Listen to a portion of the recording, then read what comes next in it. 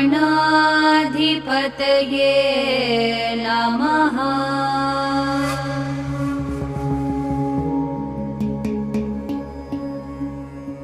विकटोत्कटसुन्दरदन्तिमुखं भुजगेन्द्रसुसर्पगदाभरणं गजनीलगजेन्द्र गणाधिपतिं प्रणतोऽस्मि विनायकहस्तिमुखम्।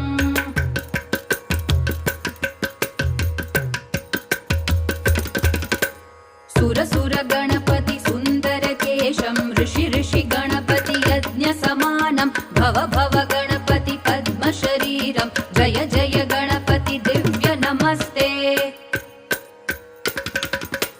गजमुखवक्त्र